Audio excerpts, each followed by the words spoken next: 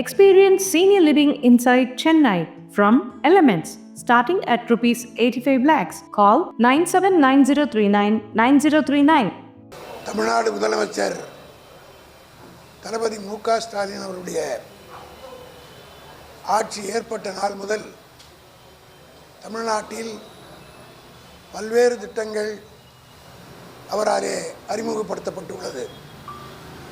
அவரால் அறிமுகப்படுத்தப்பட்ட திட்டங்கள் ஒவ்வொன்றுக்கும் அகில இந்திய அளவில் மட்டுமல்ல, உலக அளவில் அதற்கு பாராட்டுகளும் தளபதி மு.க. ஸ்டாலினுக்கு மிகப்பெரிய வரவேற்பும் இருப்பதை தாங்கிக் கொள்ள முடியாமல் தொடர்ந்து தமிழ்நாட்டு அரசியலில் இந்த குறிப்பாக இந்த 4 ஆண்டு காலத்தில் எந்த ஒரு குறையும் இந்த ஆட்சியின் மீது சொல்ல முடியவில்லை. அல்லது கொண்டு வரப்பட்டிருக்கிற திட்டங்களை ஆக்கப்பூர்வமாக விமர்சிக்க முடியாத எதிர்க்கட்சி தலைவர் எடப்பாடி பழனிசாமி அவர்கள்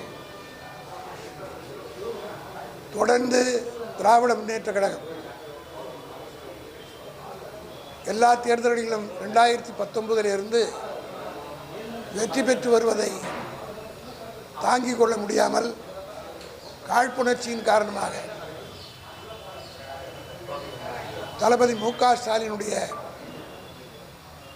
ஆட்சியில் கடந்த ஏப்ரல் மாதம் சட்டமன்றத்திலே அவர் அறிவித்தபடி உங்களுடன் ஸ்டாலின் என்கிற ஒரு திட்டம் அறிமுகப்படுத்தப்படும் என்று சட்டமன்றத்திலே மு.க. ஸ்டாலின் அவர்கள் அறிவித்து அதனை ஆகஸ்ட் 1 முதல் தமிழகத்திலே அமுல்படுத்துவதற்கு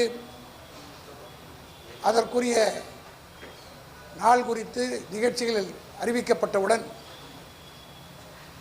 புதிதாக ஒரு கண்டுபிடிப்பை செய்து மு.க. ஸ்டாலின் மீது அவருடைய பெயரோடு திட்டத்துக்கு பெயர் இருக்கக்கூடாது என்று ஒரு புது நாணயத்தோடு நீதிமன்றத்தில் சி.வி. சண்முகத்தை விட்டு எடப்பாடி வழக்கு போட செய்திருக்கிறார். ஒன்றை யாரும் மறந்துவிட முடியாது. ஜெயலலிதா ஆட்சி காலத்தில் 25 திட்டங்களுக்கு அம்மா பெயர் சூட்டப்பட்டிருப்பதும் இந்த நாடு மறந்துவிடவில்லை. உப்புக்கு அம்மாவுடைய பெயர் வைத்தார்கள், தண்ணிக்கு அம்மாவுடைய பெயர் வைத்தார்கள், உணவு விடுதலுக்கு அம்மா பெயர் என்றார்கள்.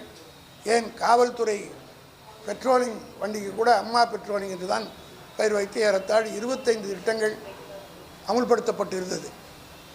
இதையெல்லாம் திராவிட முன்னேற்றக் கழகம் அன்றைக்கு நீதிமன்றத்துக்கு சென்று தடுக்கவில்லை. இன்னும் வெளிப்படையாக சொல்ல வேண்டுமானால் ஜெயலலிதா அம்மையார் பெயரிலே இருக்கக்கூடிய அம்மா உணவகத்தை திமுக ஆட்சிக்கு வந்தவுடன் அந்த உணவகம் பெயர் மாற்றப்பட வேண்டும் என்ற ஒரு எண்ணத்தின் அடிப்படையில் விருகம்பாக்கத்திலே திமுகவை சார்ந்த ஒரு தோழர் அம்மா உணவகம் என்ற போர்டை அகற்றியவுடன் உடனடியாக தமிழ்நாட்டின் முதலமைச்சர் தளபதி மு.க. ஸ்டாலின் அவர்கள் அவர் மீது நடவடிக்கை எடுத்து வழக்கு பதிவு செய்ய வைத்து உடனடியாக அம்மா உணவகம் என்ற அந்த போர்டை அந்த இடத்திலே இருக்கும்படி செய்தார்.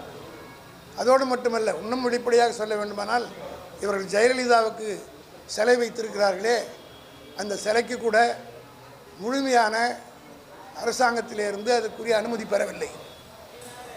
யாருக்கும் தெரியாமல் அந்த சிலையை யாருக்காவது பத்திரிகையாளர் கூப்பிட்டு திறந்தாங்களா, யாருக்காவது தெரியுதா, விளம்பரம் செய்தாங்களா, ஒரு திடீர் என்று ஒரு நாள் சிலை வைத்தார்கள். காரணம், அதற்கு உரிய அனுமதி கூட பெறாமல் வைத்திருந்தார்கள். ஆனால் தளபதி மு.க. ஸ்டாலின் ஆட்சி பொறுப்பை ஏற்றவுடன் முதலமைச்சருடைய அன்றைய முதலமைச்சராக இருந்த ஜெயலலிதாவுடைய பிறந்தநாள் விழாவை அவருடைய ஆட்சி காலத்தில் அரசு விழாவாக நடத்த வேண்டும் என்று சொன்னதை தொடர்ந்து அந்த சிலைக்கும் எந்த பிரச்சனையும் வராமல் ஆண்டுதோறும் ஜெயலலிதாவுடைய பிறந்தநாள் விழாவை அரசு விழாவாக நடத்துகிறார். இது நாங்கள் செய்த காரணம். தளபதி மு.க. ஸ்டாலின் கலைஞர் வழி வந்தவர்.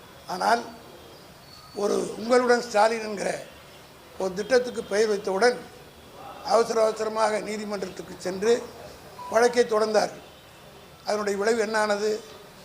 அந்த தீர்ப்பு என்ன வந்தது? எந்த திட்டத்துக்கும் முன்னாள் முதலமைச்சருடைய பெயர் இருக்கக்கூடாது, உயிரோடு இருப்பவர் இரு பேரும் இருக்கக்கூடாது என்று ஒரு தீர்ப்பு வந்தது. இதிலிருந்து சி.வி. சண்முகம் போட்ட வழக்கு தளபதி மு.க. ஸ்டாலினுக்கு எதிர்ப்பானது அல்ல. அதனுடைய விளைவு என்ன ஆயிற்று என்றால், அம்மா உணவும் எடுத்தாக வேண்டும். இன்னும் சொல்லப்போனால் அண்ணா பேரில் இருக்கிற திட்டம், பெரியார் பேரில் இருப்பது, எம்ஜிஆர் பேரில் இருப்பது, ஜெயலலிதா பேரில் இருப்பது, கலைஞர் பேரில் இருக்கிறது, அம்பேத்கர் பேரில் இருக்குது. இது அத்தனையும் கூட எடுக்க வேண்டும் என்ற ஒரு சூழ்நிலைக்குரிய தீர்ப்பைத்தான் அவர் போட்ட வழக்கால் ஏற்பட்டது. இது எவ்வளோ பெரிய துரோகம் அதிமுக தமிழ்நாட்டுக்கு செய்திருக்கிறது என்பதை குறிப்பாக அதிமுக நண்பர்கள் புரிந்து கொள்ள வேண்டும். ஏனென்று சொன்னால், ஒரு முன்னாள் அமைச்சர் சொல்கிறார், 98 அம்மையார் ஜெயலலிதா எடுத்த முடிவு ஒரு வரலாற்று பிழை.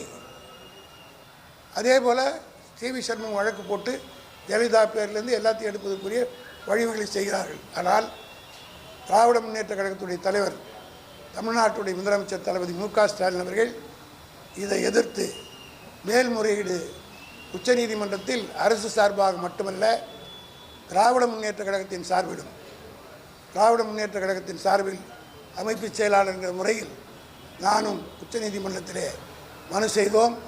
அந்த மனுவினை விசாரித்த உச்சநீதிமன்றம் இன்றைக்கு ஒரு செம்மட்டி அடியை கொடுத்திருக்கிறது. இந்த வழக்கு சி.வி. சண்முகம் போட்டது அரசியல் உள்நோக்கத்தோடு, இதுபோன்ற கேவலமான அரசியல் விளையாட்டுகளை செய்யக்கூடாது என்றெல்லாம் கடுமையான வாசகங்களை உச்சநீதிமன்றம் கொடுத்திருக்கிறது. அதோடு நிற்காமல் 10 லட்சம் ரூபாய் அவருக்கு அபராதம் விதிக்கப்பட்டிருக்கிறது. ஆக இனியாவது இந்த உங்களுடைய ஸ்டாலின் திட்டம் எந்த அளவுக்கு வரவேற்பு பெற்றிருக்கிறது இந்த 4-5 நாளில் நீங்களே ஊடகங்கள் பத்திரிகைகளை கூட சர்வே பண்ணி பார்க்கலாம். லட்சக்கணக்கான மக்கள் இதுவரையிலே மக்களை மைதானத்திலே சந்தித்து மனுக்களை பெற வேண்டும் என்று மேக்னா கார்ட்டா என்று சொல்வார்கள்.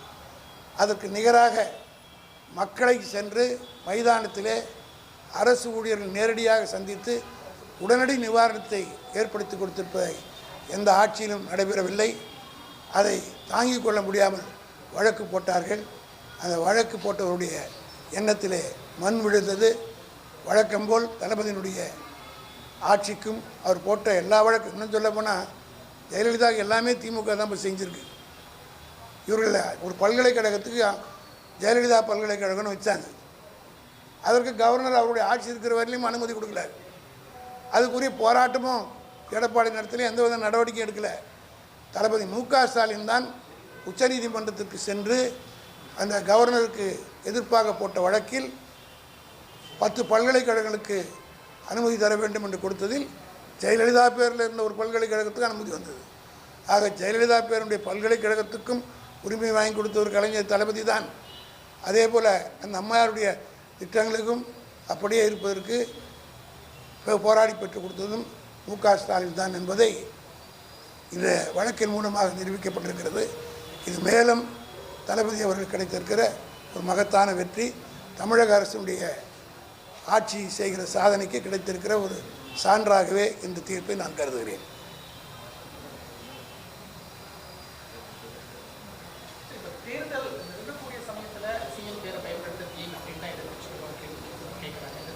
இதெல்லாம் அவர்கள் சொன்னார்கள். உச்சநீதிமன்றம் இதையெல்லாம் கேட்ட பிறகு தான் அது மட்டும் இந்த வழக்கை விசாரித்து உச்சநீதிமன்ற தலைமை நீதிபதி கொண்ட 3 பேர் கொண்ட பெஞ்ச். ஆகவே அவர்கள் இதையெல்லாம் கேட்டுவிட்டு தான் இது கேவலமாக இருக்கிறது, இவ்வளவு நாள் தூங்கி கொண்டிருந்தவர்கள் முன்னே இவங்க ஆட்சியிலே அப்படியே சொல்லியிருக்காரு. இவங்க ஆட்சியில் 25 திட்டங்களுக்கு அம்மாவனுடைய பேரை வச்சுருக்கிறாங்க. இதையெல்லாம் மறந்து விட்டு இப்படி போடுறது, இங்கே அரசியல் சண்டை போடுறதுக்கு இது நீதிமன்றம் ஒரு விளையாட்டு மைதானம் அல்ல என்ற துணியிலே தான் சொல்லியிருக்கிறார். ஆகவே இந்த வழக்கை போட்ட எடப்பாடி அவர்கள் இனிமேலாக திருந்தி அதை பார்த்து தான் இன்றைக்கி பல பேர் அதிமுகவிலிருந்து பிரிஞ்சு வந்துடும். அன்வர் ராஜா வந்தார். இன்றைக்கு காலையிலே கூட புதுக்கோட்டையிலிருந்து கார்த்திக் தொண்டைமான் வந்து சேர்ந்திருக்கிறார். ஆக அவர்களுடைய இன்றைக்கு அந்த கட்சி முழுக்க பிஜேபிக்கு அடமானம் வைக்கப்பட்டு விடுதார். மோடி என்னன்னா நேரு பேர் இருக்கக்கூடாதுன்றார், காந்தி பேர் இருக்கக்கூடாதுன்றார். இவர் என்னன்னா அண்ணா பேர் இருக்கக்கூடாது, கலைஞர் பேர், எம்ஜிஆர் பேர் இருக்கக்கூடாது, ஜெயலலிதா பேர் இருக்கக்கூடாது, கலைஞர் பேர் இருக்கக்கூடாதுன்ற எண்ணத்தில் இவங்க செயல்படுறாங்க. ஆக both of them are sailing the same boat. இந்த மாதிரி பப்ளிக் ஸ்கீம்ஸில் முக்கியமான விஷயங்கள் கொண்டு வரும்போது இதில் அரசியல் பண்ணுறது அதுதான் உச்சநீதிமே சொல்லிட்டு இதிலெல்லாம் கேவலமான அரசியல்லாம் பண்ணக்கூடாது சீஃப் ஜஸ்டிஸை சொல்லியிருக்கிறார். அதுக்காக தான் 10 லட்ச ரூபா ஃபைன் போட்டிருக்காரு. 10 லட்ச ரூபா அபராதம் என்பது மிகப்பெரிய, அதுவும் உச்சநீதிமன்றம் அவ்வளோ ஒரு எந்த வழக்காக இருந்தாலும் அதை கூர்மையாக கவனித்து, அது ஒரு பெரிய பொலிட்டிக்கல் பார்ட்டி, ஆட்சியில் இருந்த கட்சி, அப்படி இருந்தவர்கள் ஓடுகிற ஒரு வழக்கை அதற்குரிய மரியாதையோடு தான் அதை அந்த நோக்கத்திலெல்லாம் பார்த்து தான் ப்ரோஸ் அண்ட் கான்ஸ் பார்த்து தான் சொல்கிறாங்க. உச்சநீதிமன்றத்துக்கே கோபம் வந்து தான் 10 லட்ச ரூபா அபராதம் போட்டிருக்காங்க. சார், நான் பாஜகவுக்கு அடிமை இல்லை, கொள்கை வேறு கூட்டணி வேறுன்னு எடப்பாடி பேசியிருக்கிறார். வேறு எதுனா அவர் கொள்கையும் உள்ள ஒன்றுமில்லை, ரெண்டும் ஒன்றுன்றத உதாரணமாக சொல்லிட்டேனே. அவர் நேரு வேணாங்கிறாரு, காந்தியே வேணாங்கிறார். காந்தியே சுதந்திரம் வாங்கி கொடுக்கலன்னு சொல்கிற கட்சி தானே இன்றைக்கி பிஜேபி. நேரு பேரே உச்சரிக்கூடாதுன்னு சொல்கிறது தானே மோடி. இவர் அண்ணா பேர், கலைஞர் பேர், ஜெயலலிதா பேர், எம்ஜிஆர் பேர், யார் பேரும் சொல்லக்கூடாதுன்னு இவர் கேஸ் போட்டார். அவரால் சொன்னார், இவர் கேஸே போட்டார். அதனால் 2 பேருக்கு என்ன வித்தியாசன்றது உங்கள் முடிவுக்கே விட்டுறாங்க.